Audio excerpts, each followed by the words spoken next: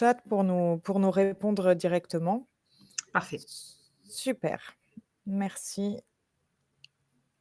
Bon, tout le monde a l'air de bien nous entendre, donc c'est parfait. Alors, je vois qu'il y a encore des personnes, qui arrivent, sont OK. Bonjour à tous. Donc bonjour tout le monde. Donc on va être ensemble pour à peu près 1 heure pour vous présenter un peu quels peuvent être les aléas et les risques, lorsqu'on crée son entreprise.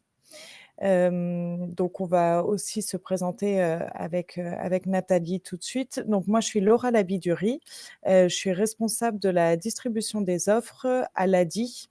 Donc très rapidement, l'ADI, c'est une association qui accompagne et finance des créateurs d'entreprises ou des personnes qui ont besoin de développer, leur entreprise et qui n'ont pas accès au crédit bancaire pour leur projet. Donc dans ce cadre-là, on propose des offres de micro-assurance à nos clients, d'où, ma présence, aujourd'hui et je laisse la parole à Nathalie. Donc bonjour à vous. Donc moi je me nomme Nathalie Roche. Je suis, directrice du développement dans une structure qui s'appelle Entrepreneurs de la Cité, fondation reconnue d'utilité publique et notre mission chez Entrepreneurs de la Cité, c'est de proposer donc des contrats d'assurance inclusive ou de micro-assurance aux créateurs d'entreprises, accompagnés par un réseau d'aide à la création. Donc que ça soit, des réseaux, style les BGE, les chambres de métiers, les chambres de commerce et nous avons un partenariat donc avec l'ADI, on travaille ensemble.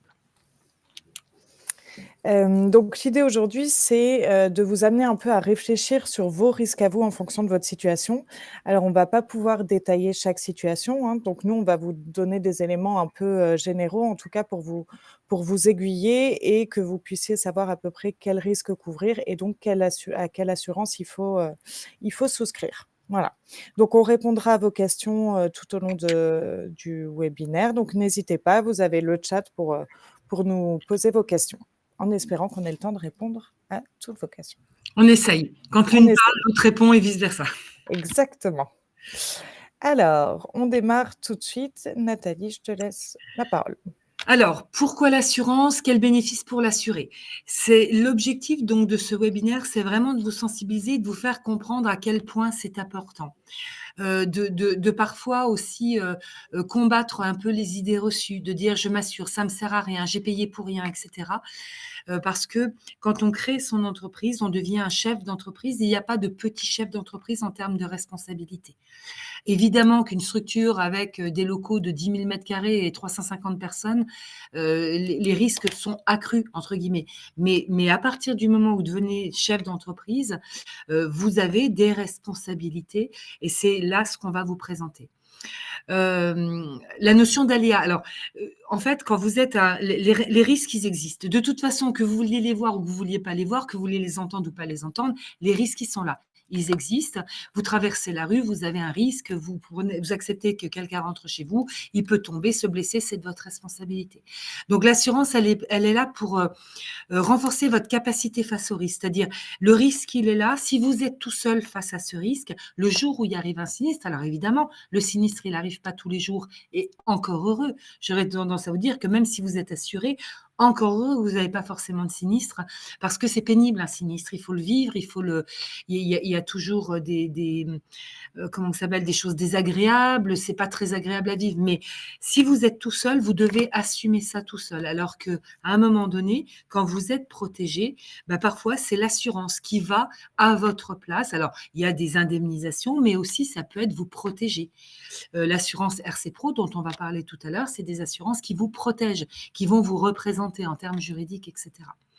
Donc, transformer un risque en position de sérénité, ce que je disais, le risque, il est là. Il y a une très belle image qu'on pourrait mettre, d'ailleurs, c'est l'histoire des dominos. À un moment donné, l'assurance est là, les dominos commencent à tomber, puis d'un seul coup, bah, ça va se confronter à un mur qui fait que derrière, ça ne tombe pas. Un risque, un sinistre, ça peut avoir vraiment un effet cascade quand on n'est pas protégé, parce que ça peut mettre en difficulté financièrement, arrêter l'activité, et derrière, quand on arrête l'activité, ben, on n'a plus de revenus, et quand on n'a plus de revenus, on ne peut pas payer ses charges, et papapam, et le côté domino est là.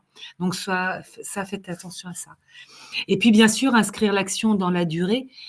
c'est un outil de pérennisation, l'assurance. C'est fait pour vous aider à dire: «Bah, mon entreprise, elle vit et le jour où il y a quelque chose qui arrive, un sinistre et cetera, ça ne remet pas en cause la pérennité de ma structure».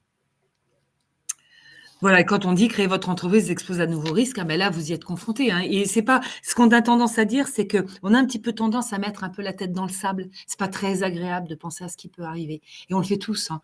C'est pas très, très agréable. Mais avoir cette lucidité de dire: «Bah oui, c'est vrai, le risque dans mon activité», ça, c'est super important. Chacun dans votre activité, se dire: «C'est quoi le risque?» auprès de mes clients, auprès de mes fournisseurs, dans ma pratique, par rapport à l'environnement. C'est quoi le risque et qu'est-ce que je peux mettre en face? Celui-là, il est tout petit, il est mesurable, il n'est pas très, très risqué, entre guillemets, parce que, comme je dis, j'ai un iPhone, je fais tomber l'iPhone, bon, ça coûte 1 300 €, mais ça ne va pas remettre ma vie en cause. Par contre, si j'ai pas une assurance casse, par contre, je suis pas assurée en assurance auto et je renverse quelqu'un et je le tue, ça peut remettre complètement ma vie en cause. Vous voyez? Vous avez les risques, face à un risque, il y a un coût. Soit on décide de le prendre en charge et de l'assumer, on peut quand c'est très limité, quand on le connaît bien, ou alors il faut se protéger. Alors, quels sont les principaux risques justement auxquels vous allez être exposé en tant que travailleur indépendant? Nous, on va les classer en 3 catégories. La première, je dirais qu'elle est primordiale. C'est les premières questions à vous poser, c'est tout ce qui est responsabilité. Tout ce qui est responsabilité, qu'est-ce que ça veut dire? Ça veut dire qu'on va parler de dommages à un tiers, à une tierce personne. Donc on va identifier plusieurs types de responsabilités civiles qu'on va détailler juste après. Mais donc il va y avoir tout ce qui est dommages à un tiers dans le cadre de votre activité, dans l'exercice de votre activité, en auto justement comme disait Nathalie juste avant, bah, si vous renversez quelqu'un et puis dans tout ce qui est domaine du bâtiment aussi qui est un domaine un petit peu à part. Donc ça, tout ce qui est responsabilité civile, ça va parfois être obligatoire en fonction des activités et de toute façon, c'est l'assurance indispensable. Donc on va revenir dessus et la détailler. La deuxième catégorie, ça va être d'assurer vos biens. Si vous avez du matériel, du stock, tout ça, il va falloir le couvrir d'une façon ou d'une autre. Contre les incendies, contre les vols, contre les dégâts des eaux, les bris de glace, il peut y avoir plein d'autres choses, les catastrophes naturelles, tempêtes, et cetera. Donc là, ça va être aussi en fonction de vos modalités d'exercice. Si vous exercez à domicile, avec un local, voilà, c'est à ça qu'il va falloir réfléchir, on va vous en parler aussi. Et la troisième catégorie, qu'on a tendance malheureusement à laisser de côté, alors que c'est quand même très, très important, c'est tout ce qui concerne sa propre personne. La personne du chef d'entreprise, ben voilà, il faut se protéger aussi. Il y a des choses auxquelles on ne pense pas, parce qu'avant on était salarié, donc c'était un petit peu évident, mais finalement quand on est entrepreneur, va falloir y réfléchir. Donc tout ce qui est santé, notamment avec la mutuelle, tout ce qui est retraite, prévoyance. Donc, la plupart des assurances restent optionnelles, mais comme disait Nathalie, il va falloir quand même que vous étudiez un petit peu le risque et est-ce que vous êtes prêt à prendre ce risque-là ou pas? Voilà. Donc on va tout de suite entrer dans le détail avec, assurer sa responsabilité. Pourra-t-on avoir le document que vous c'est envoyé à la fin du webinaire, le Oui, document? oui, moi Ouais, je peux l'envoyer à toute la liste des participants, donc aucun souci, je vous l'enverrai. OK. Décennale biennale, on en parle après. Amélioration On va orthographique, il y avait une regarder. petite faute, on va regarder On ça. va regarder, OK. OK. Eh ben, c'est parti avec la responsabilité. Nathalie, je te redonne la main. Alors, responsabilité civile. Alors, derrière, il y a le slide de RC Pro, je pense. La responsabilité civile, en fait, c'est alors on en entend parler, hein, puisqu'on en a dans le cadre de notre, assurance habitation, et cetera. La responsabilité civile, c'est comment un client peut se retourner, enfin, la responsabilité que j'ai par rapport au «monde extérieur», entre guillemets. Il y a plusieurs responsabilités civiles. Là, on va pas pouvoir faire un cours complet sur toutes les responsabilités civiles. On a des webinaires d'ailleurs, nous, qui répondent à cette question-là. Là, on va vous parler de 2 grandes responsabilités civiles, ce qu'on appelle la responsabilité civile d'exploitation et la RC, responsabilité civile professionnelle. De façon générale, les assureurs vont vous parler de responsabilité civile de manière un petit peu globale. Là, c'est juste pour vous faire comprendre différents types de responsabilités qu'on peut avoir. La responsabilité civile d'exploitation, c'est ce qui est lié à l'exploitation de votre entreprise et qui n'est pas forcément complètement lié à votre activité. J'ai un local où je fais de la restauration rapide. Si quelqu'un vient et tombe dans mon local, c'est de ma responsabilité. C'est ce qu'on appelle de la responsabilité civile d'exploitation. Mais c'est pas purement lié à mon activité, entre guillemets. Moi, mon activité, c'est de faire à manger, c'est de servir à manger. La responsabilité civile d'exploitation, c'est ce qui ressemble plus à notre responsabilité civile personnelle qu'on a à titre privé avec notre assurance habitation, mais qui est appliquée à l'établissement, à l'activité, à votre entreprise de façon générale. Vous êtes informaticien, vous allez dans une entreprise, vous faites tomber une tasse de café sur le dernier Mac de l'entreprise qui vaut 3 500 €, c'est de votre responsabilité civile. C'est ce qu'on appelle de la responsabilité civile d'exploitation. C'est pas votre métier de faire tomber la tasse de café sur l'ordinateur.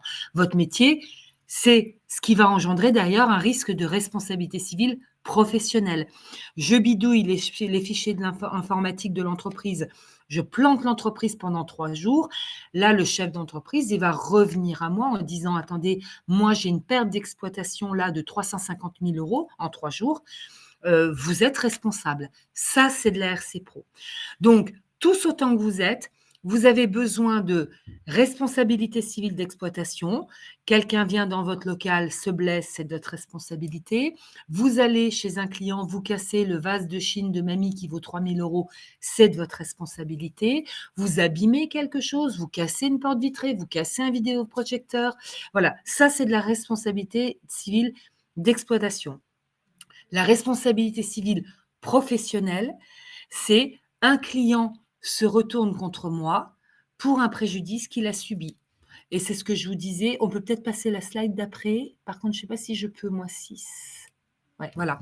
Et la responsabilité civile professionnelle, c'est un client, je suis consultant, je donne un conseil, mon client suit ce conseil, se plante sur quelque chose d'important, il peut se retourner contre moi en disant: «Voilà, c'est de votre responsabilité. J'ai suivi votre conseil. Voilà les conséquences. Moi, aujourd'hui, j'ai perdu, 50 000 € et cetera». Alors, attention, c'est pas parce que quelqu'un se retourne contre vous que vous allez être déclaré, entre guillemets, «responsable» ou coupable. Voilà, c'est-à-dire, c'est pas des fois les gens disent: «Oui, mais déjà» souvent les gens disent: «Oui, c'est pas de ma faute». Déjà en assurance, on s'en fiche. Que ça soit votre faute ou pas votre faute, c'est pas parce que vous n'avez pas fait exprès que vous n'êtes pas responsable. Mais après, c'est pas parce qu'on se retourne contre vous que vous allez être déclaré responsable. Vous pouvez très bien un client peut se retourner contre vous et après un processus juridique, et c'est là où l'assurance va avoir toute sa valeur, c'est qu'elle va vous représenter, c'est elle qui va se battre juridiquement pour vous défendre. Après le processus juridique, il peut s'avérer que vous n'êtes pas responsable. Mais en attendant, je vais juste pour illustrer ça, vous donner un exemple.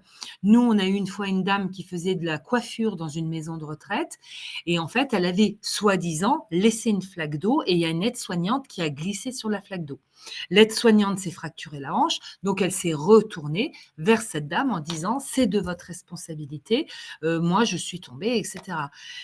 Là, la dame, qu'est-ce qu'elle a fait? Elle avait une RC, elle avait une responsabilité civile, donc elle a fait marcher ses RC Pro. Sa RC Pro s'est mise en route, il y a eu des expertises, il y a eu des ci, il y a eu des ça. S'il s'est avéré qu'elle a été reconnue, non responsable parce qu'il y a rien qui prouve qu'elle a laissé une flaque d'eau. Donc après, ça devient la responsabilité de l'établissement. Vous voyez? Comme quoi, il y a tout le temps une responsabilité quelque part. Elle y est, la responsabilité, la personne, elle est dans son lieu de travail, elle tombe, elle se blesse, c'est un accident de travail, c'est de la responsabilité de l'établissement qui l'accueille. Mais c'est vrai que faire retomber la responsabilité sur la coiffeuse, ça pouvait lui permettre déjà de ne pas faire marcher la responsabilité de son établissement et éventuellement d'avoir d'autres indemnisations, et cetera. Voilà. Tout ça pour vous dire que voilà, il y a différentes responsabilités civiles et vous êtes toujours responsable de ce qui se passe au sein de votre entreprise. Tout le temps.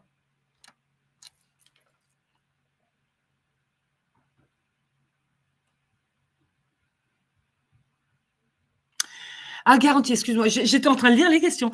Garantie décennale des constructeurs. Alors, pour les professions du bâtiment, la responsabilité civile décennale est obligatoire au sens de la loi. Les deux, ce dont je vous ai parlé avant, c'est pas forcément obligatoire au sens de la loi, sauf sur certaines activités qui sont, j'ai perdu le mot, Laura, qui sont, comment ça s'appelle? Ah, j'ai perdu le mot, ça va revenir. Par exemple, dans l'immobilier ou c'est une obligation, mais j'ai perdu le mot. Tu sais, c'est des activités.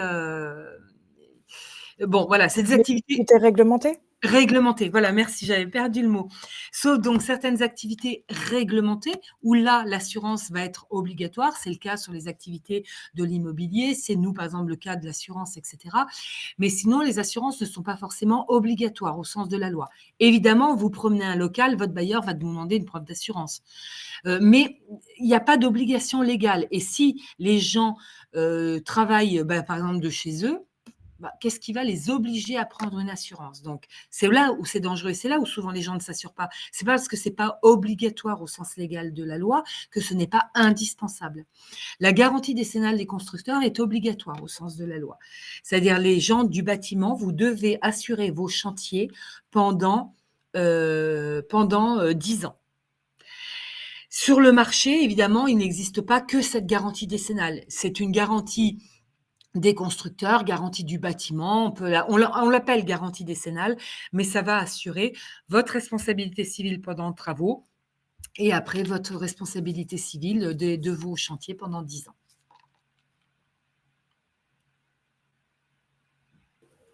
Il y a quelques questions là, j'ai répondu en partie.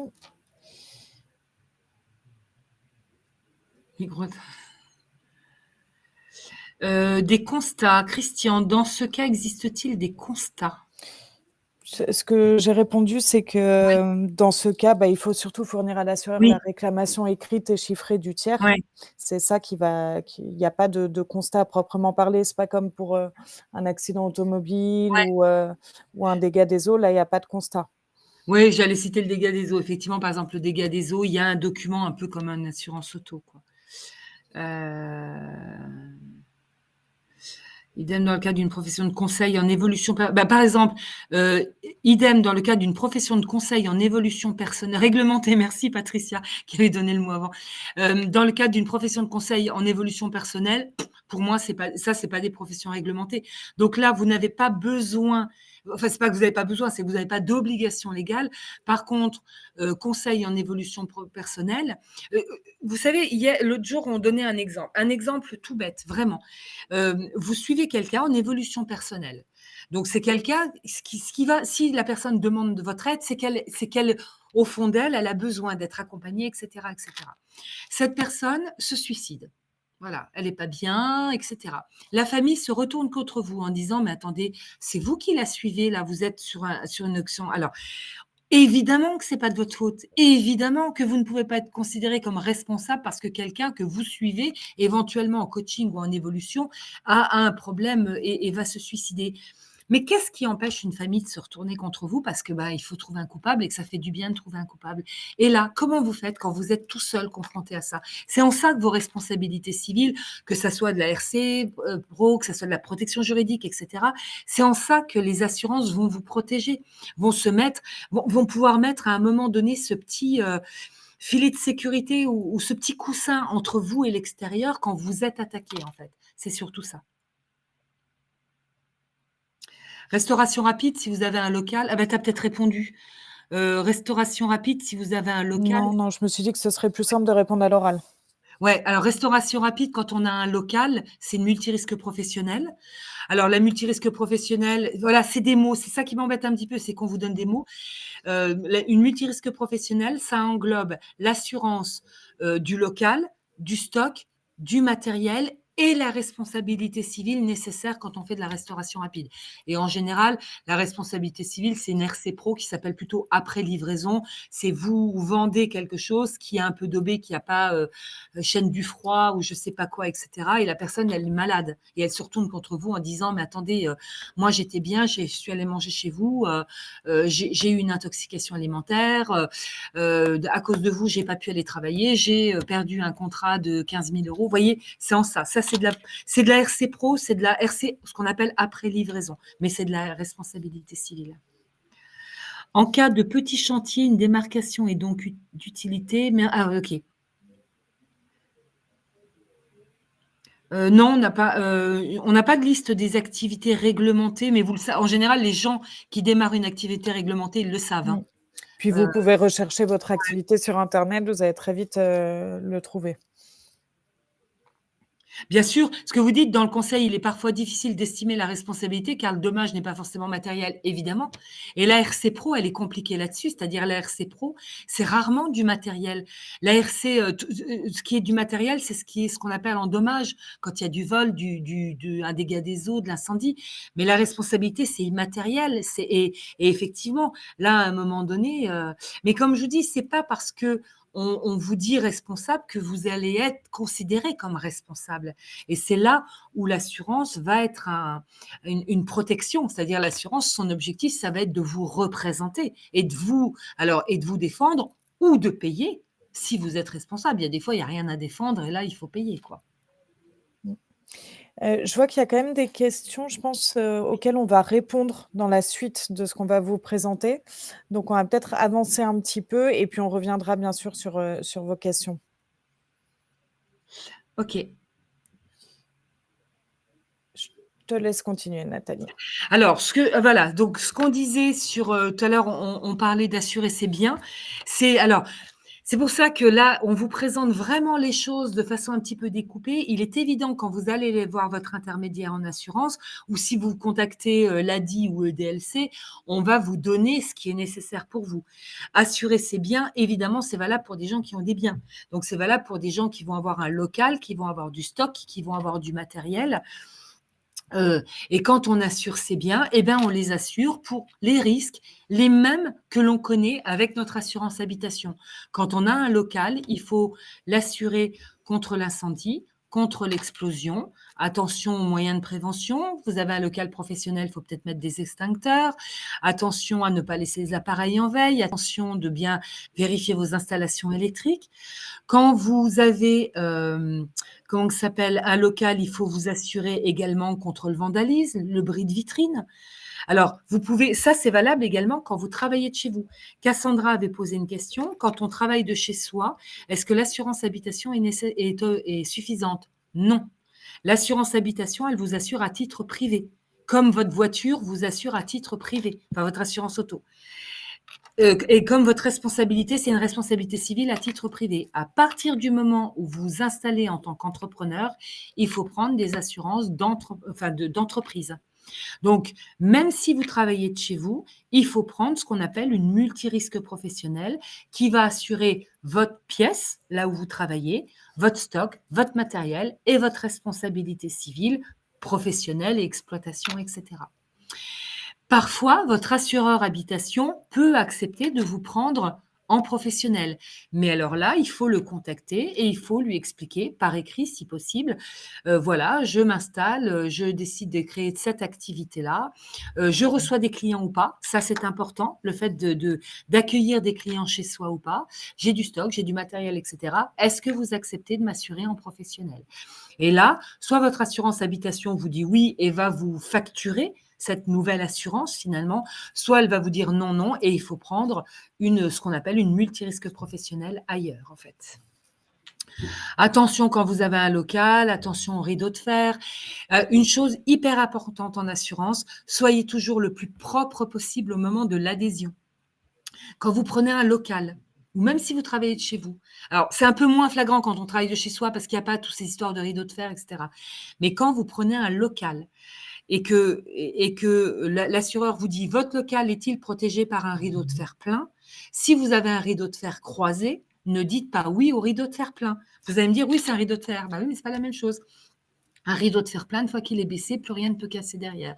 Un rideau de fer croisé, des cailloux peuvent passer, il peut y avoir du bris de vitre la nuit, par exemple, et éventuellement du vol si, quelqu'un de fin arrive à Mmh. passer la main et à piquer ce qu'il y a de l'autre côté. Donc, essayez d'être le plus propre possible, le plus juste possible au moment de l'adhésion, parce qu'une fois que vous avez déclaré quelque chose textuellement et que c'est accepté, on ne peut plus se retourner contre, enfin l'assureur ne peut plus vous refuser quelque chose en disant: «Ah ben non, nous, il fallait un rideau de fer plein». Bah oui, mais je vous ai dit, moi, que j'avais un rideau de fer croisé, vous m'avez accepté comme ça, ils sont obligés de prendre la garantie. hein. Donc la propreté de l'adhésion est super importante pour la gestion de sinistre derrière. Si vous êtes nickel chrome au niveau de la déclaration, on ne peut pas vous reprocher des choses au moment du sinistre. Vous savez, trop souvent, les gens disent: «Ah, les assureurs, ils m'ont pas pris». Oui, mais pourquoi? Et voilà, je dis pas que c'est bien ou pas bien, je porte pas de jugement, mais pourquoi il y a eu le refus? Est-ce que l'adhésion, elle était bien faite? Est-ce que et cetera? Ah donc super importante. Dégâts des eaux, c'est le sinistre le plus répandu, rien de particulier, c'est pris dans la multirisque professionnelle. Il faut être vigilant, je vous dis, c'est le sinistre le plus répandu, hein. Il y en a tout le temps des dégâts des eaux. Petit conseil de prévention, si vous avez du stock et du matériel, évitez de le laisser à même le sol parce que, à même le sol, quand il y a un petit dégât des eaux à terre, les cartons s'imbibent d'eau et tout est abîmé. Alors que si vous mettez sur palette, finalement, vous pouvez «éviter» entre guillemets d'abîmer votre stock. Mmh. Faites attention aussi aux coupures d'eau. Ça, c'est souvent très valable en outre-mer parce qu'il y en a plus fréquemment. Quand il y a une coupure d'eau et qu'on essaie de voir s'il y a de l'eau, on a tendance à oublier de refermer le robinet dans l'autre sens ou alors les enfants qui passaient par là, qui ont ouvert les robinets. Donc de faire très attention à ça aussi, parce qu'il y a pas mal de dégâts des eaux, qui arrivent à cause de ça. Je rebondis sur une question, quelle est la différence entre une décennale et une biennale dans le bâtiment? La biennale, c'est qu'on assure 2 ans ces chantiers, la décennale, c'est pendant 10 ans. Moi, personnellement, je ne connais pas la biennale. Je connais pas et j'ai des avis contraires. C'est-à-dire, il y a des assureurs avec qui j'ai déjà parlé qui m'ont dit: «La biennale n'est pas reconnue». Alors, la biennale peut être parfois proposée sur des activités très, très peu risquées, comme de la peinture, par exemple, ou des assurances. Mais sincèrement, attention, vraiment, je mets un. Moi, je la connais pas, la biennale. Moi, les assureurs m'ont dit la loi, elle impose 10 ans. Il y a des libertés qui sont prises sur certaines activités. Faites juste attention que vous n'êtes pas hors la loi. Je la connais pas, la biennale. Et nous, on vend de la décennale. Et j'ai jamais réussi à avoir d'informations fiables sur la biennale. Apparemment, ça se fait. J'ai jamais rencontré d'assureurs qui le font, donc faites attention par rapport à ça. Donc vous pouvez avoir un dégât des eaux, un vol, ou un incendie et donc suite à cet événement vous ne pouvez plus soit ouvrir votre magasin, soit vous perdez en activité parce que, pendant quelque temps, il a fallu faire des travaux de rénovation. Bref, pour vous, c'est compliqué puisque vous perdez du chiffre d'affaires. Dans ces cas-là, il existe dans des formules justement multirisques professionnelles, donc les formules les plus couvrantes, ce qu'on appelle la perte d'exploitation. Donc il faut qu'il y ait eu un sinistre, vraiment, identifié comme sinistre auprès de l'assureur et que vous soyez en capacité de justifier d'une réduction ou perte totale de chiffre d'affaires. Donc souvent, on va vous demander le bilan comptable. Alors si vous êtes en micro-entreprise, on va vous demander les déclarations de chiffre d'affaires, mais en tout cas, il va falloir prouver qu'il y a bien eu une réduction de l'activité. Et grâce à cette garantie, vous allez pouvoir être indemnisé, justement. Alors l'indemnisation, elle varie en fonction des assureurs, hein, et des formules, auxquelles vous allez souscrire. Parfois, c'est des indemnités forfaitaires, parfois ça va être calculé sur la base de votre chiffre d'affaires, ça, c'est assez variable. Mais en tout cas, c'est ce qui peut vous permettre de tenir en attendant justement de pouvoir reprendre votre activité. Donc ça peut un peu, vous sauver la mise, en cas de sinistre. Une dernière assurance dont on n'a pas parlé, concernant les biens, c'est le véhicule. On a un peu tendance à l'oublier, notamment quand on n'a pas un véhicule professionnel à proprement parler. Vous avez votre véhicule personnel et puis, vous en avez besoin parfois juste pour aller, je sais pas, chez un fournisseur ou rendre visite à un client, donc vous allez l'utiliser à titre professionnel. Dans ce cas, il faut impérativement le déclarer à votre assureur. C'est indispensable. Pourquoi c'est indispensable? Parce qu'en cas d'accident, si vous utilisiez votre véhicule personnel à titre professionnel, l'assureur peut tout à fait refuser de vous indemniser parce que lui, il identifie que c'était à titre pro alors que vous aviez déclaré un usage personnel. Donc très important, si vous utilisez votre véhicule personnel à titre professionnel, il faut le déclarer à votre assureur. Alors la plupart du temps, ils vont vous faire payer un tout petit peu plus. Souvent la différence n'est pas énorme, mais voilà, c'est indispensable de le faire, même si c'est occasionnel, il faut le faire. Deuxième chose sur le véhicule, c'est lorsqu'on stocke du matériel, et éventuellement justement du stock, de la marchandise dans le véhicule. Dans ces cas-là, il existe, des extensions d'assurance qui vont vous permettre de couvrir vos biens dans le véhicule. Là, c'est en fonction de votre situation. Est-ce que faut vous poser la question: «Est-ce que j'ai du matériel, du stock et est-ce que je le transporte régulièrement dans mon véhicule?» Si oui, il vaut mieux souscrire à une garantie pour qu'en cas de vol, vous soyez couverts. Là aussi, l'assureur, c'est un peu comme, sur un local, il va vous demander, de mettre, le matériel dans votre coffre et pas à la vue de tous à l'avant, de bien fermer votre véhicule, bien sûr. Voilà, ce genre de choses et il va vous demander surtout de ne jamais, laisser votre matériel la nuit dans le véhicule, si vous laissez le véhicule, dans la rue. Ça peut paraître évident, mais parfois on peut se dire: «Ah bah, j'ai un peu la flemme de le sortir ce soir vu que je repars demain matin», mais il faut pas. Voilà, il faut pas avoir la flemme, il faut le sortir systématiquement parce qu'en cas de vol, vous risquez de ne pas être couvert. Alors, il y a eu pas mal de questions, je crois. On essaiera de tout reprendre, après. Ou peut-être à On ce essa stade, vu qu'on va attaquer la personne, on peut essayer de répondre un petit peu? essayer de regarder un petit peu, Alors, je remonte, je remonte, je remonte. Est-il conseillé de se rapprocher des fédérations, je suppose, selon des domaines d'activité afin de connaître les usages de l'activité avant de monter un projet de souscription? Les fédérations peuvent avoir une utilité s'ils ont des partenariats particuliers, par exemple. Quand vous avez du mal à trouver une assurance, il y a des structures où l'assurance, elle est facile, elle est facilement trouvable partout, et cetera. Puis il y a des structures où il y a pas des structures, ouais, des activités sur lesquelles c'est un peu plus particulier, et cetera. Et les fédérations, si c'est la question, les fédérations peuvent vous aider à trouver, des compagnies qui peuvent vous assurer sur des activités particulières. Après, de là à se faire aider pour une démarche de souscription, non, pas jusque-là. Mais par contre, ils peuvent vous conseiller. Si on est dans le e-commerce, Papetrick LRC, bah, le e-commerce, ça va être une multirisque professionnelle en général, le e-commerce. Ça dépend si vous avez du stock ou du matériel. Attention papeterie, si vous avez du stock, c'est du stock un peu risqué. Le papier, ça brûle facilement. Mais en général, du e-commerce, c'est une multirisque professionnelle ad hoc, souvent à domicile. Donc, c'est moins cher, hein, puisque vous n'avez pas un local complet. Vous avez éventuellement juste une pièce. Et puis, ça va vous assurer votre responsabilité civile. Ben voilà, de la pré-livraison, vous vendez quelque chose qui est abîmé, qui crée un dégât. Nous, on a une fois une dame qui faisait du e-commerce, elle vendait des bougies. Bon, ben, une bougie a pris feu, bon, ben, sa cliente s'est retournée contre elle. Alors après, vous allez dire, c'est celui qui a fait la bougie. Bah oui, mais bon, l'interlocuteur, c'est la personne qui lui a vendu. Je ne sais pas si tu as des choses à rajouter par rapport Non, à ça. non, c'est ça. Heu, Après, il faut déclarer à notre assurance habitation qu'on travaille de chez soi, Oui. bien évidemment, toujours le déclarer à son assurance habitation et à son propriétaire, qui doit être d'accord. L'ADI nous conseille aussi sur les différents points à vérifier avec chaque assurance avant d'en choisir une. Non, c'est pas notre rôle. Nous, on a des offres, spécifiques pour nos clients, mais notre rôle va pas être de vous conseiller, heu, sur les offres à choisir, auprès des assureurs. J'ai eu exactement la même question ce matin, moi, par un réseau d'aide à la création et j'ai fait exactement la même réponse en disant, enfin, que ça soit l'ADI ou que ce soit nous, on accueille quand même beaucoup, beaucoup, beaucoup de personnes.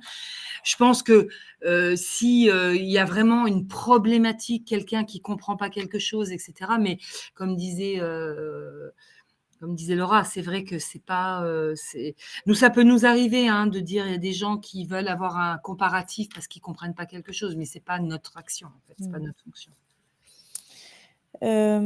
La décennale concerne les ouvrages et ce qui touche à leur usage. La biennale est le minimum obligatoire, me semble-t-il. Merci Jean-Christophe pour cette précision. Les lois Vigipiratage ont créé le lien anti-coupure. Hélas, et ça fatigue, maintes personnes profitent, comme le dépôt de bilan après 2 ans. Je n'ai pas trop compris, Emmanuel, ce que vous vouliez dire. Existe-t-il des contrats assurant tout type de déplacement hors véhicule? Hem, ça dépend ce que vous voulez assurer dans les déplacements, en fait. Qu'est-ce que vous voulez assurer? Ce que l'assurance va assurer, c'est effectivement quand on est en oui, je suppose que, je sais pas, assurer quand vous partez en avion, quand vous partez en train, mais qu'est-ce que vous voulez assurer? Vous voulez assurer votre responsabilité civile? Vous voulez votre responsabilité civile quand vous vous déplacez, elle est prise, quand vous si vous perdez quelque chose, enfin, ça dépend ce que vous voulez assurer, en fait. Dans le véhicule, en fait, on sait très bien ce qu'on assure. On assure déjà le véhicule, le matériel, et puis on assure sa responsabilité si on blesse quelqu'un, si on renverse quelqu'un, si on abîme quelque chose. Quand vous êtes dans un train, bah, ça dépend ce que vous allez faire. Dans le train, il va falloir, par exemple, assurer votre matériel en cas de vol, pourquoi pas, ça vous pouvez l'assurer. Vous pouvez être assuré en vol quand vous vous déplacez. C'est un peu compliqué, hein. Après, c'est toujours pareil, une assurance, il faut voir l'intérêt de l'assurance, le prix qu'on va vous demander par rapport au risque que vous avez.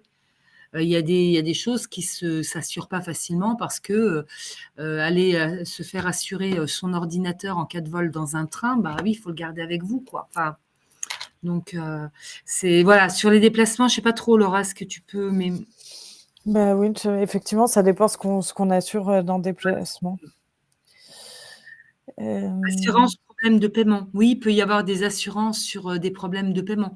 Déjà, vous pouvez avoir de la protection juridique. Si vous avez, par exemple, des clients qui vous payent pas et cetera, la protection juridique peut vous accompagner et il y a des assurances, sur les impayés. Ça existe.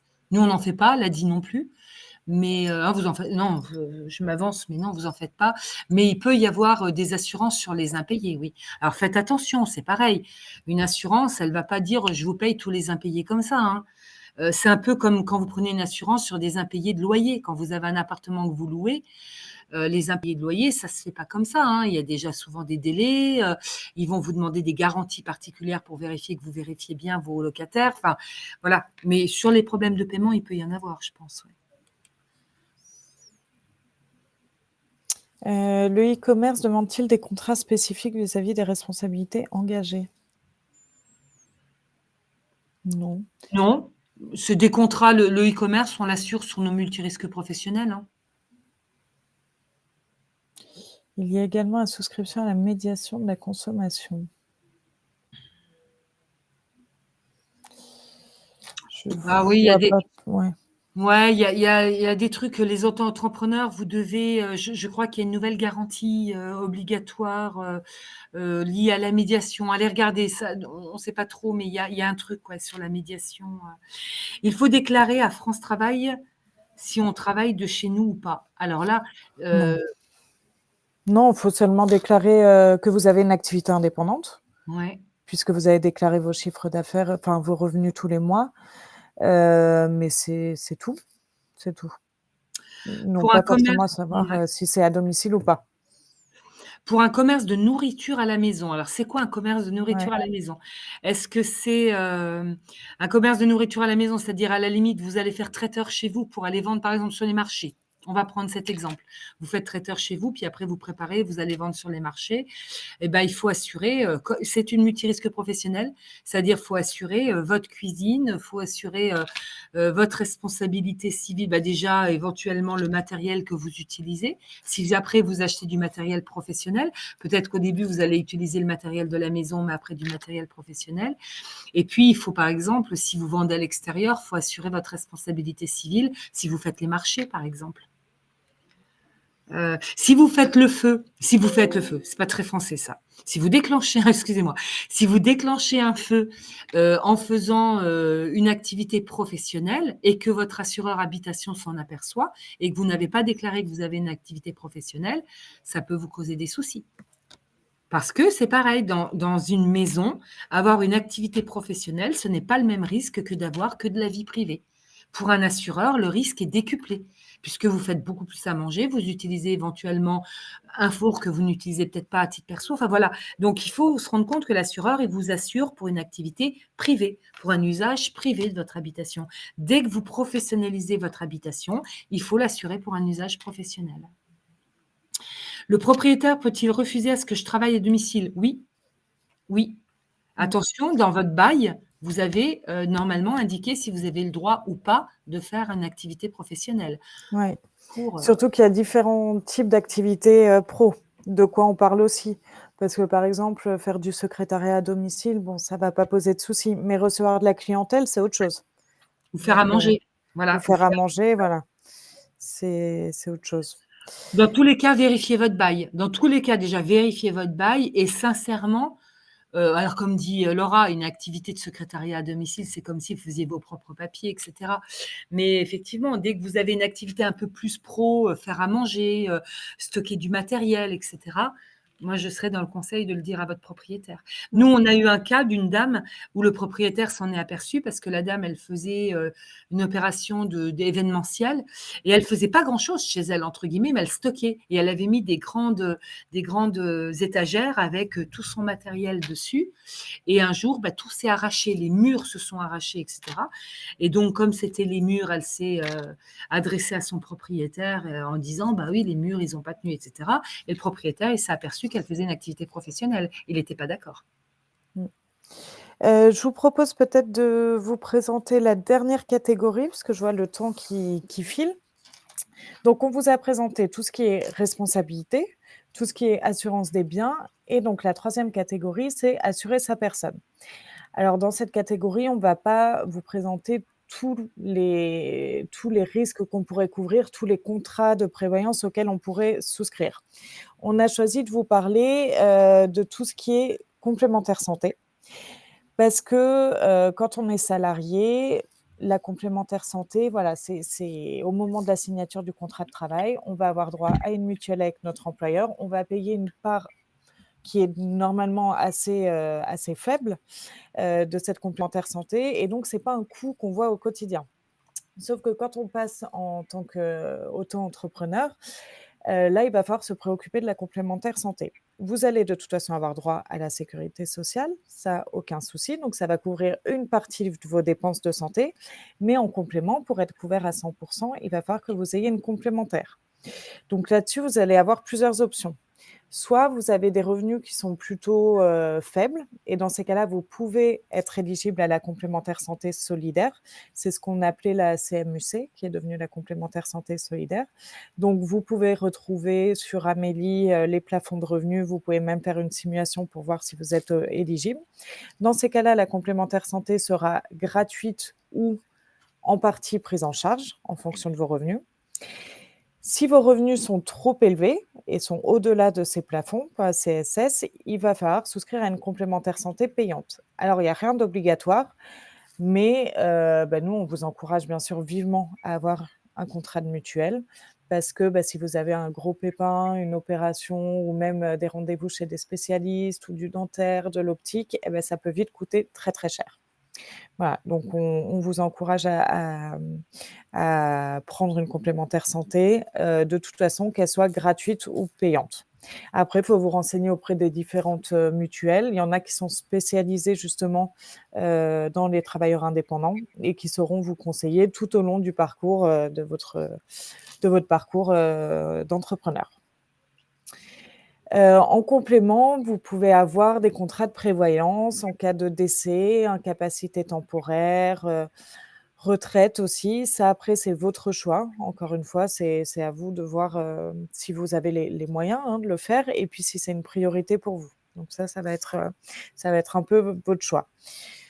Moi, ce que je vous conseille en tout cas, c'est en priorité de souscrire à complémentaire santé et le reste, si vous pouvez, bah, c'est super parce qu'effectivement, mieux on est couvert, mieux c'est. Vous avez aussi, des contrats de prévoyance pour vous protéger en cas, d'arrêt maladie suite à un accident ou une hospitalisation, par exemple. En fait, lorsque vous allez devenir entrepreneur, vous pouvez avoir droit à des indemnités en cas en cas d'arrêt de travail, mais seulement au bout d'1 an et ce sera en fonction de vos revenus. Du coup, si vous êtes dans votre première année, vous n'aurez droit à rien en cas d'arrêt de travail.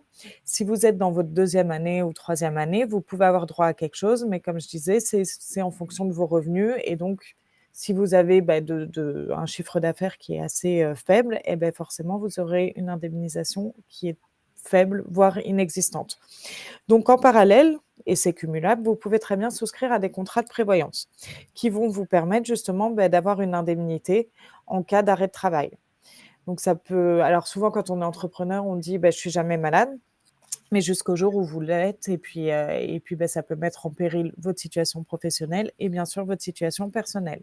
Parce que vous pouvez vous retrouver à ne pas pouvoir exercer votre activité, parce que, par exemple, vous vous êtes cassé une jambe et donc qui dit pas d'activité dit pas de chiffre d'affaires, qui dit pas de chiffre d'affaires dit pas de revenus et donc vous vous retrouvez dans une situation vraiment, très, très délicate.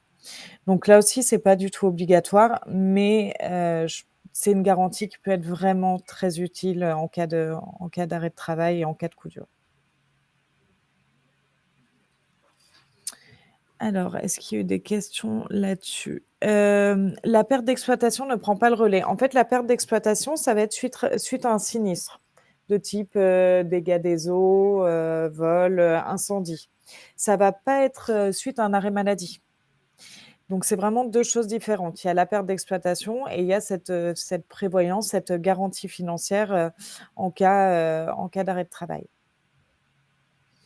Alors chaque contrat de prévoyance va être soumis à certaines conditions. Donc ça, il faut bien sûr que vous étudiez les différents, contrats qui existent. Je Hem, comprends pas tout, hein, mais oui, moi non plus, je comprends pas tout au on est comment désolé parce que c'est vrai que des fois c'est voilà, quand Emmanuel dit: «Et quand ils se regroupent, advient le pire», c'est certainement dû à ce que tu devais dire, je je suppose. sais pas. Santé retraite, bizarroïde, tout ça, on comprend pas tout, quoi. Quelles Il sont faut celles qui sont spécialisées pour les entrepreneurs? Les assurances, hein, je suppose? Bah, celles qu'on vous propose, vous allez voir. il faut aussi avoir une complémentaire santé pour le travail. Il faut avoir une complémentaire santé pour votre personne. Voilà, la complémentaire santé, c'est pour vous protéger, vous. Là, on parle vraiment des risques sur votre personne à vous, qu'il ne faut pas mettre de côté. C'est super de protéger son entreprise, mais il faut aussi se protéger soi-même. OK. Hop. Donc, pour terminer cette présentation, maintenant qu'on vous a présenté les 3 catégories de risques, alors bien sûr, il faudrait y passer beaucoup plus de temps. C'est pas une liste exhaustive, mais en tout cas, on espère que ça vous permet d'y voir un petit peu plus clair. On vous a parlé à plusieurs reprises de micro-assurance. C'est peut-être un petit peu vague pour vous. Donc que ce soit chez EDLC ou Aladi, on propose des offres de micro-assurance. Qu'est-ce que c'est la micro-assurance? C'est pas micro, c'est pas pour micro-garantie. C'est qu'on adapte les services d'assurance à des populations qui, aujourd'hui, sont pas desservies ou mal desservies par l'assurance classique. C'est le cas, malheureusement, des micro-entrepreneurs. C'est pas la cible prioritaire des assureurs, même si ça évolue sur ce point-là, donc c'est une bonne chose. Mais à la base, voilà, les micro-entrepreneurs, c'est pas ceux qui intéressent c'est pas la cible qui intéresse le plus les assureurs et donc il y a un manque de services, d'offres pour ce public-là. Donc c'est pour ça que nous, notre micro-assurance, elle s'adresse aux créateurs de micro-entreprises et après, peu importe que ce soit, du milieu, rural, urbain, ou périurbain. Quelles sont les conditions pour bénéficier de cette micro-assurance? Il faut être accompagné par un réseau d'aide à la création d'entreprise. Donc BGE, c'est les boutiques de gestion, chambre de commerce, chambre des métiers, France Active, Initiative France ou être client ADI. Donc nous, à l'ADI, effectivement, il faut être client pour bénéficier de nos offres. Chez Entrepreneurs de la Cité, il faut être accompagné par un réseau d'aide à la création d'entreprise. Si tu veux rajouter quelque chose, Nathalie? Non, non, rien de particulier. Non, non, mais c'est vraiment ça, faut être accompagné dans le cadre de sa création, ouais, c'est Quelles sont les spécificités de la micro-assurance? Donc c'est vraiment des offres qui ont été faites sur mesure. Donc nous, on s'est adapté, à notre public, donc aux micro-entrepreneurs avec des plafonds, de garantie, qui correspondent, donc nous à nos clients et puis chez EDLC, plutôt aux micro-entrepreneurs. Comme on disait, c'est pas des micro-garanties, donc c'est vraiment une protection qui est complète, sur l'ensemble des risques, donc avec des formules de responsabilité civile, et de multirisque professionnel. Ce qu'on a essayé de faire, c'est de simplifier les offres pour que ce soit plus compréhensible de tous et les règles de souscription. C'est-à-dire qu'on demande moins de choses, moins d'éléments que chez un assureur classique. Par exemple, il y a moins d'exclusions, il y a une franchise qui est unique, il y a pas de questionnaire médical. Au niveau des conditions de sécurité du local, c'est un peu plus souple aussi et on essaie un maximum de proposer des tarifs uniques pour que ce soit pas trop compliqué, dans la compréhension. Les frais de gestion et de commission sont limités ou quasi inexistants. C'est ce qui nous permet d'avoir des tarifs plus attractifs, que ce soit chez EDLC, ou Aladi. Et donc, voilà, le point suivant, tarif attractif, hors marché. Et on essaie un maximum, bien sûr, de vous accompagner, de vous conseiller lors de la souscription des contrats et en cas de sinistre, pour pas vous laisser, à l'abandon, en cas de problème. Donc avec Entrepreneurs de la Cité, on est complètement complémentaires. On propose des solutions, donc chez Entrepreneurs de la Cité, enfin peut-être je te laisse présenter les formules que vous avez, Nathalie, si tu veux. On a une multirisque professionnelle avec ou sans local, avec une RC Pro simple, hein, c'est ce que je dis, la différence entre vous avez un local, un stock, un matériel, ou alors vous êtes sur une activité plus de conseil ou service à la personne, etc. Là, les assurances ne sont pas tout à fait les mêmes. On a une assurance décennale pour les professions du bâtiment, une prévoyance qui va donner de l'indemnité journalière en cas d'arrêt de travail. Donc pas d'invalidité, pas de décès, hein, juste de l'arrêt de travail. Et on a une complémentaire santé. Voilà, donc on a certaines offres en commun. Parfois, on n'assure pas les mêmes activités, donc on peut réorienter, nous, on peut très bien vous réorienter chez Entrepreneurs de la Cité, et vice versa. Un dernier service d'Entrepreneurs de la Cité, qui peut être intéressant, je te laisse. Alors, local secure, en fait, à partir du moment où vous êtes accompagné par une structure d'aide à la création, hein, donc je vous rappelle vraiment le point d'entrée, on a la possibilité de vous proposer, si vous prenez un local, l'expertise gratuite de votre local par un. D'ailleurs, il faut qu'on mette le slide à jour, c'est plus PolyExpert, c'est Alkera maintenant, c'est la même chose, hein, ils ont juste changé de nom, en fait. Et donc, c'est une structure comment ça s'appelle, d'experts, hein, plutôt post-sinistre. Quand il y a des sinistres, quand vous voyez les experts arriver, bah, c'est plutôt eux, mais là, ils sont en prévention. Et on a la possibilité de faire visiter votre local, votre futur local, si possible, avant signature du bail, pour aller voir un petit peu comment est le local, pour éventuellement vous indiquer s'il y a des travaux à prévoir. Ce qui peut être important avant de signer le bail, de savoir si vous avez des travaux, ça peut vous permettre soit de baisser un peu le prix du bail pendant les 2 premiers mois, ou de faire financer par le propriétaire. Enfin voilà, d'avoir au moins de quoi discuter avec votre propriétaire. Je vois une question à laquelle j'allais répondre. Au niveau de l'assurance de la personne, le fait d'être ou non indemnisé par France Travail change quelque chose? Non, ça change rien. En revanche, tout dépend de votre indemnisation, parce que pour avoir une complémentaire santé, solidaire, ça va être en fonction de vos revenus. Donc effectivement, votre indemnisation va compter dans vos revenus. Donc c'est plus ça qui va avoir, une influence. Voilà. Après, si vous avez été salarié juste avant, vous pouvez bénéficier de la portabilité.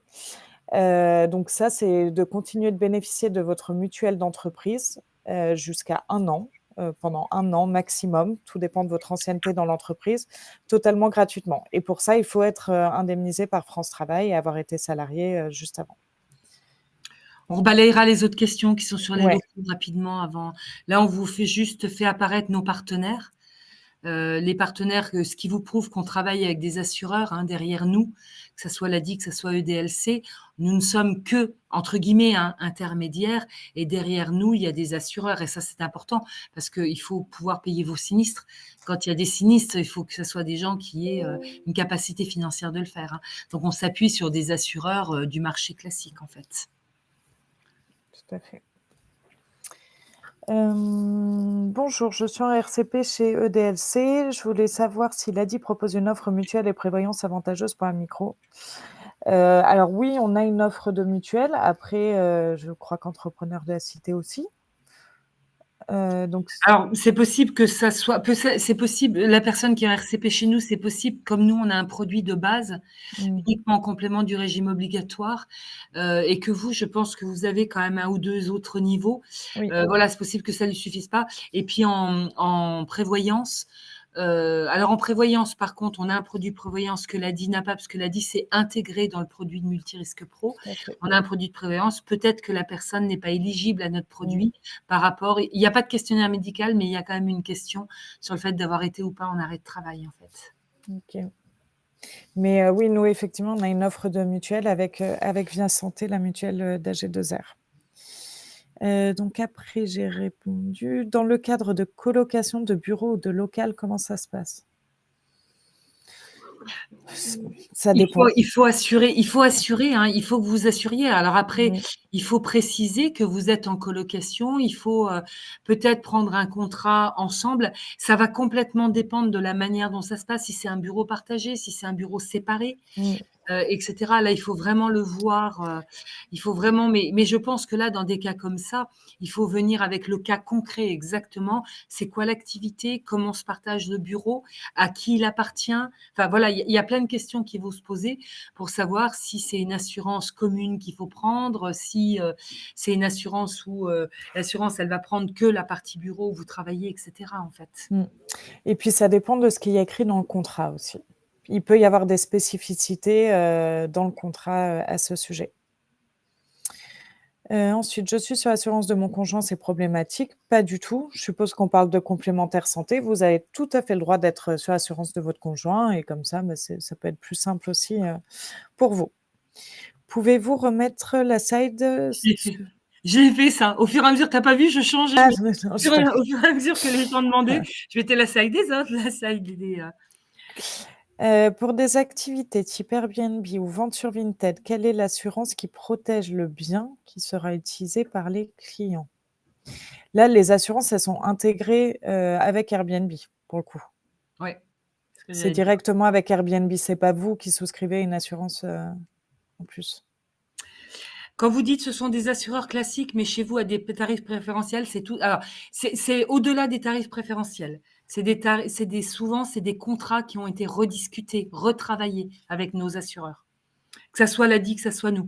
C'est, nous, le contrat décennal est un contrat du marché classique parce qu'il est légiféré par la loi et du coup qu'on propose à un tarif préférentiel.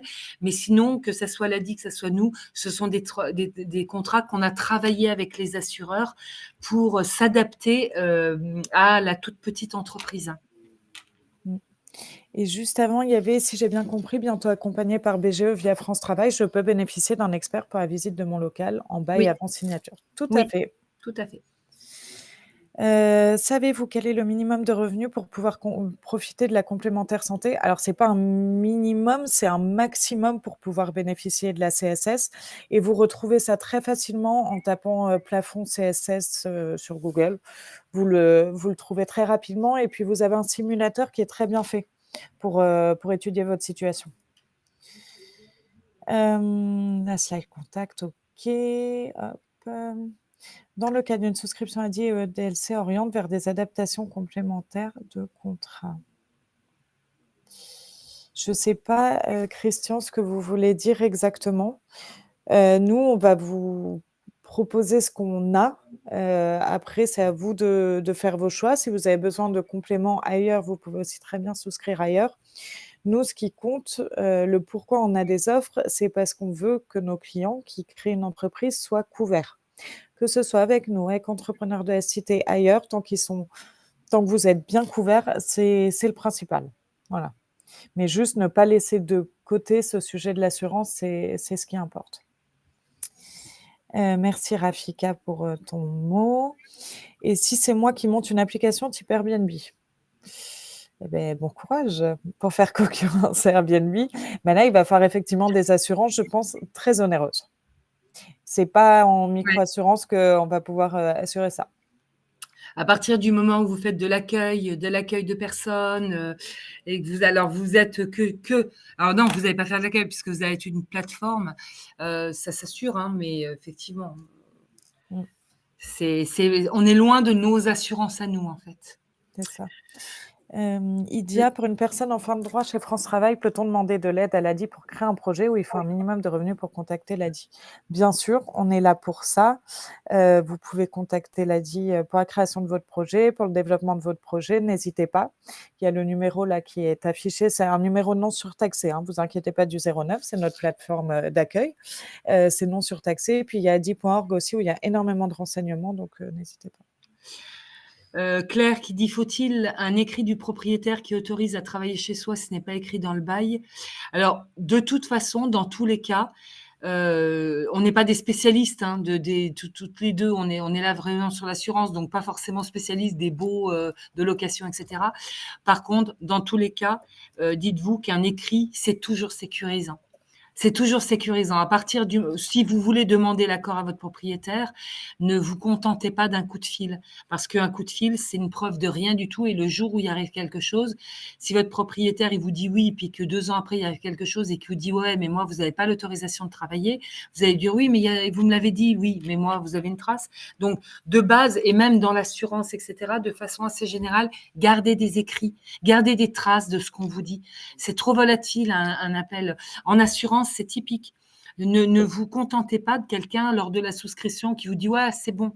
C'est bon quoi? Non, et que le jour où vous avez un sinistre, vous allez dire: «Bah oui, mais il y a 2 ans, quelqu'un m'a dit que c'était bon». Oui, mais qui? Vous savez qui? Vous avez une trace? Vous avez donc vraiment de base, mais vraiment positionner des écrits, garder des traces de ce que vous faites valider à l'écrit. Enfin, à l'oral plutôt.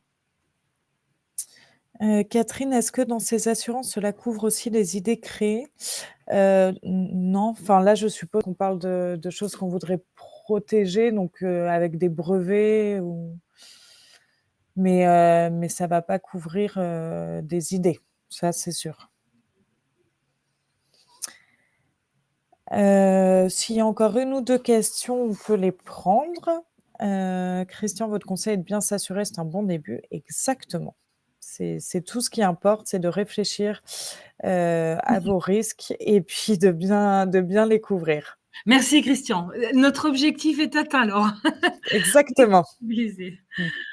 Maman solo, future entrepreneuse, y a-t-il des extensions pour nos enfants? Alors, je ne sais pas sur quel type d'assurance. Sur la complémentaire santé, bien sûr, vous pouvez prendre un contrat avec vos enfants, sans aucun doute.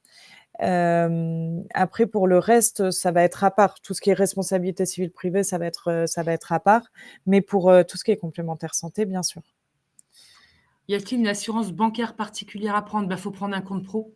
Je pense de base, c'est toujours mieux d'avoir un compte pro, de bien séparer vos comptes personnels alors là où on vous dit ça, enfin, bah, si toi, je vais être Laura, tu es un peu plus amène que moi à répondre, mais je pense que la base de prendre un compte pro, c'est super important Mmh. parce qu'il va y avoir autour, de toute façon, les garanties liées au compte pro déjà et puis bien Oui. séparer vos comptes personnels et vos comptes professionnels. Voilà, au moins séparer déjà, avoir 2 comptes séparés et ne pas, avoir un micmac de toutes vos opérations sur votre compte personnel. Ça, c'est sûr. Hem Et une assurance chômage après dépôt de bilan et fermeture? Bah, Une non, assurance chômage, je pense pas que ça se non. prenne alors dites-vous qu'une assurance chômage, ça se prend pas quand ça va pas. Ouais, c'est ça. De base, c'est la base même de l'assurance, hein. Un assureur vous vous rappelez au début, on parlait d'aléas. Un assureur, il vous prend quelque chose de non prévu et qui potentiellement peut arriver. Donc c'est vrai que si vous êtes au chômage, prendre une assurance chômage, c'est pas le moment. L'assurance chômage, elle se prend au moment où, on les connaît pas bien nous les assurances chômage, mais ça se prend au moment où, voilà, où vous êtes en activité et cetera et qu'éventuellement vous prévoyez, quoi. Pour compléter par rapport aux vos remerciements sur les webinaires, je pense que ça soit l'ADI, que ça soit Entrepreneurs de la Cité, on vous propose toute une gamme de webinaires. Alors je ne sais pas si à l'ADI, vous, ils sont ouverts aux non-clients? Oui, oui, Oui. bah, tout Voilà. cela, Ouais. là effectivement c'est ouvert aux non-clients, surtout que là on est en pleine, campagne cette Campagne, ouais. semaine donc il y a pas mal de webinaires donc n'hésitez pas à consulter le programme. Après si vous êtes là, c'est que je pense que vous l'avez fait, donc c'est très bien. Chez Entrepreneurs de la Cité, vous avez toute une gamme de webinaires qui sont destinés aux entrepreneurs que vous trouvez dans alors Entrepreneurs de la Cité, dans le site dans Vous êtes un entrepreneur et tout en bas, vous avez liste des enfin ou accéder aux webinaires, je ne sais plus exactement le terme et là, vous avez la liste des webinaires. On en fait tous les jeudis, on en fait tous les jeudis de 14h30 à 15h30. Donc voilà, ça peut vous permettre de compléter. Vous voyez, on parlait des RC, on en a un spécial sur les RC. Ça peut permettre de compléter et d'aller un peu plus loin. D'approfondir un peu. Très bien. Eh ben, merci à vous pour vos retours et puis d'avoir assisté à ce webinaire. On espère que ça vous a un petit peu éclairé. On prend note de la lectrice correctrice éclairée qui nous a fait une liste graphique sur les slides 6, 7, 10. Oh là là, c'est pas bon ça. On va regarder. Notre but est plus de vous transmettre des messages. Effectivement, on n'a pas forcément soigné la présentation plus que ça, mais en tout cas, on espère que vous repartirez surtout avec les messages de bien vous couvrir. Normalement, il n'y a pas de faute, mais bon, normalement, quand même, on a quand même fait attention aux fautes, logiquement, mais vous voyez, si on en a laissé passer, on va regarder ça. On vous enverra le support, effectivement. Je vais reprendre la liste de tous les participants et puis je vous enverrai le support. Grand merci à vous. Merci Bonne beaucoup. journée. Très bonne journée. Au revoir.